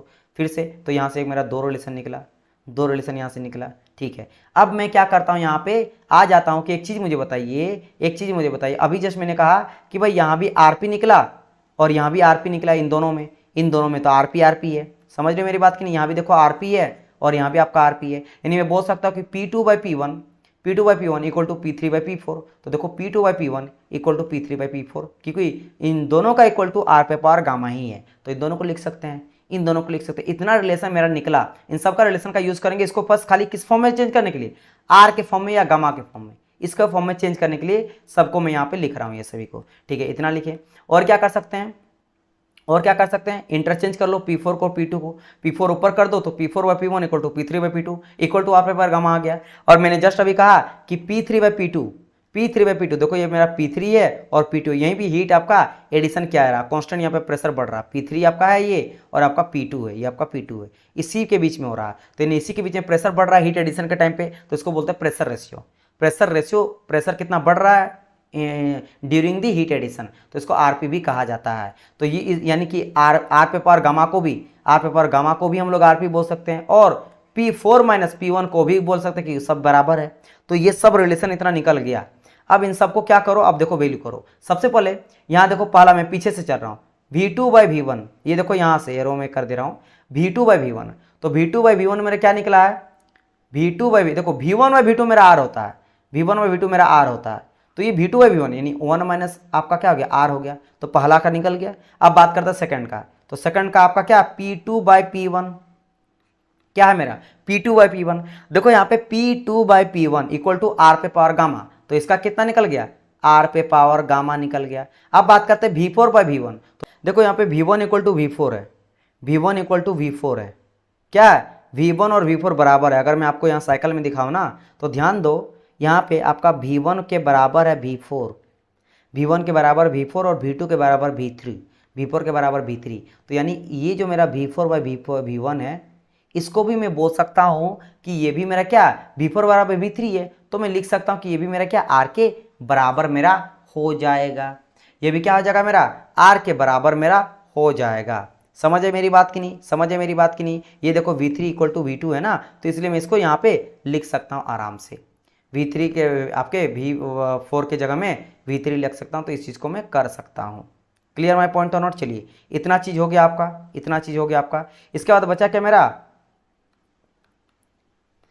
मेरा P4/P1, तो P4/P1 भी ये निकल गया, P4/P1 इक्वल टू आर पे पावर गामा, तो भी आर पे पावर गामा निकल गया। अब बचा V3/V1 कहाँ से आएगा, अब ये भी थोड़ा समझ जाते हैं, मैं सबको निकाला बहुत ही छाट के, तो V3/V4 कैसे निकालेंगे, पूरा प्रोसेस एक बार फिर से देखो, ये वाला पूरा पीवी डायग्राम को देखो, ये प्रेशर एंड वॉल्यूम का डायग्राम को अगर आप ध्यान से देखोगे तो आपको क्या पता चलेगा, एक सेकंड हाँ, ये फिर से इरेज कहाँ से होगी,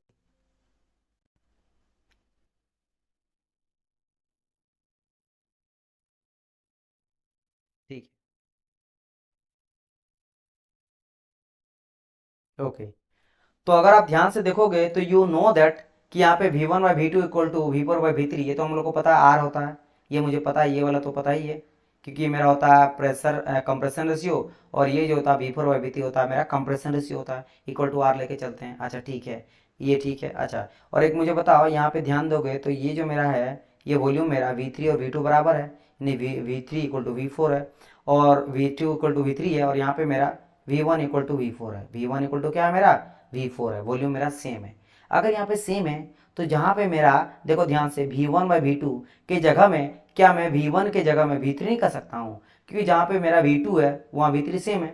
मेरा बात समझ आया कि नहीं, मैं ये बोल रहा हूँ कि ये मेरा V1 है ना, V1 को लिख रहा हूँ V1, लेकिन V2 के जगह में मैं बोल रहा हूँ क्या डिवाइड बाई V3, क्योंकि भाई V2 इक्वल टू V3 है, तो कोई दिक्कत है नहीं ना, तो सेम चीज़ है। यानी कि मेरा चाहे मेरा V1/V2 रहे या V1/V3 रहे, बात है क्या। और जब इसको मैं बोल सकता हूँ R, तो इसको भी मैं बोलूँगा R, यानी कि मेरा V3/V1 भी R ही निकल गया, ये भी क्या निकल गया मेरा R निकल गया। चलिए यहाँ तक खेल खत्म। अच्छा ये V3/V1 है, ठीक है, ये V3/V1, और हम लोग क्या निकाले V1/V3 निकाले R, तो ये 1/R आ जाएगा, ये 1/R, और बचा क्या मेरा P3/P1। तो देखो इसको डराइव करा गया कि हम लोग सबसे पहले लिखेंगे P3/P1, ये मुझे कन्वर्ट करना है, तो मैं क्या करूंगा, आगे पीछे P2 को डिवाइड कर दो, तो ऊपर में भी मैं P2 का डिवाइड कर दिया और नीचे मैंने P2 का डिवाइड कर दिया। ठीक है, ये नीचे मैंने डिवाइड करा, यहाँ पे मैंने ऊपर में डिवाइड करा। इससे बना क्या, एक बार मैं क्या कर लेता हूँ, एक बार मैं लेता हूँ P3 को, है ना, P3 को और P2 को ले लेता हूँ, इन दोनों को ले लिया, देखो P3 और P2 को ले लिया, और दूसरा बारी में ना P2 और P1 को ले लिया। क्या लिया, P2 और P1 को ले लिया। और ये चीज मैं आपको पहले बता रखा हूँ, ये रहा मेरा देखो P3/P2, ये रहा P3, कहाँ गया भाई, P3/P2 आर पे पावर गामा, P3/P2 ये रहा आर पे पावर गामा, P3/P2 तो आर पे पावर गामा निकाल चुके हैं। और P2/P1 तो P2/P1 ये रहा P2/P1, ये इसके भी बराबर होता है आर पे पावर गामा, तो आर पे पावर गामा, आर पे पावर गामा, तो इसका भी क्या होगा, आर पे पावर गामा इंटू आर पे पावर गामा। तो कुल मिला के बात ये हुआ, सर को सबको हम लोग आर कंप्रेशन रेशियो और गामा एडिवेटिंग इंडेक्स के फॉर्म में लिख सकते हैं। सबको जैसे लिख दोगे, उसके बाद आप कैलकुलेट करोगे तो वर्क आउटपुट जो मिलेगा वो आपका ये कितना मिल जाएगा, वर्क आउटपुट आपका क्या होगा, इतना मिल जाएगा। चलिए बच्चे अब सब भाग चुके हैं, कोई बात नहीं, आप मुझे कमेंट देखने का भी टेंशन नहीं है, अच्छी बात है। ठीक है, बाद में आप लोग देख लेना, कोई बात नहीं, आप लोग का ड्यूटी वगैरह कुछ भी काम रहता है, आप थक भी गए होंगे मैं मानता हूँ, तो जब आपको टाइम मिला आप आराम से देख लेना। ठीक है, चलिए। और अगर मैं बात करता हूँ यहाँ पे मीन इफेक्टिव प्रेशर का, तो मैं आपको पहले बता चुका हूँ वर्क आउटपुट डिवाइड में लेते हैं स्वेप्ट वॉल्यूम।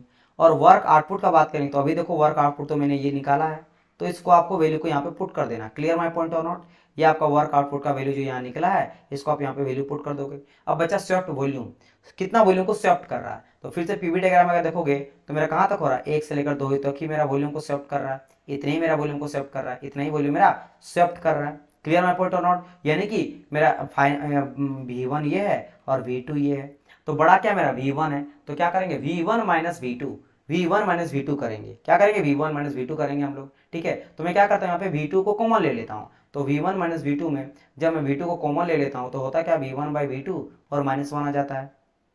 सेम चीज यहाँ पे आ गया। ऐसा मैंने क्यों करा, ऐसा मैंने इसलिए करा क्योंकि मैं आर के फॉर्म में कन्वर्ट करना चाहता हूँ। तो V1/V2 है ना, इसको मैं कर सकता हूँ क्या आर, क्योंकि you know that is equal compression ratio. तो क्या हो गया VS इक्वल टू जो स्वेप्ट वॉल्यूम मिला वो V2 इंटू आर माइनस हो गया क्या 1। तो बस अब मुझे निकाल सकते हैं क्या मीन इफेक्टिव प्रेशर। तो अगर मैं निकालता हूँ यहाँ पे क्या मीन इफेक्टिव प्रेशर यानी PM इज इक्वल टू क्या हो जाता है work output divide by swept volume. क्या निकलेगा स्वेप्ट वॉल्यूम। तो you know that work output मेरा कितना निकला P1 V1 गामा -1, ठीक है, RP -1 इंटू आर पे पावर गामा -1 और डिवाइड में क्या आ जाएगा मेरा V2 R-1। ये कंप्लीट हो जाएगा मेरा क्या मीन इफेक्टिव प्रेशर। देखो ये सभी कहीं पूछता नहीं है, लेकिन हाँ ये आपको पूछ देगा शॉर्ट वॉल्यूम कैसे निकालेंगे। ठीक है, शॉर्ट वॉल्यूम क्या हो जाता है, V1 - V2 हो जाता है। ठीक है, आपका वर्क आउटपुट के लिए ये सभी रिलेशन आपको पूछेगा, क्या आइसेंट्रोपिक कंप्रेशन क्या होगा। ठीक है, बहुत सारा चीज से हजारों क्वेश्चन आपका बन जाएगा क्वेश्चन। तो ये कंप्लीट जो हो गया ना वो आपका किसका हो गया आपका ऑटो साइकिल का। अब बच्चे हैं नहीं तो मैं कल लूंगा डीजल साइकिल के बारे में। रीजन आपको बता दिया गया कि इसमें हाई कंप्रेशन रेशियो को बनाने के लिए हम लोग यूज करेंगे, उसमें कम हाई कंप्रेशन रेशियो लिया जाता था, क्योंकि ज़्यादा लेने से होता क्या था डिटोनेशन नॉकिंग कंडीशन हो जाता कि प्री इग्निशन देखने को मिल जाता था पेट्रोल इंजन में, पेट्रोल मेरे पहले जल जाता था ऑटो साइकिल में। डीजल साइकिल में उसको कमी को दूर करेंगे और यहाँ पे मेरा जो कंप्रेशन रेशियो को बढ़ाया गया, क्योंकि यहाँ पे कॉन्स्टेंट प्रेशर पे हीट एडिशन यहाँ पे कर रहे हैं। तो इससे ये पूरा देखेंगे चारों प्रोसेस क्या हो जाता है, फिर इसमें हीट एडिशन हीट रिजेक्शन देखेंगे और इसका एफिशिएंसी कितना निकल जाता है वो, और इसके लिए फिर से वही रिलेशन वगैरह निकालेंगे वो देखेंगे। ठीक है, ये सभी चीज देखेंगे और उसके बाद हम लोग बात करेंगे फिर डुअल का।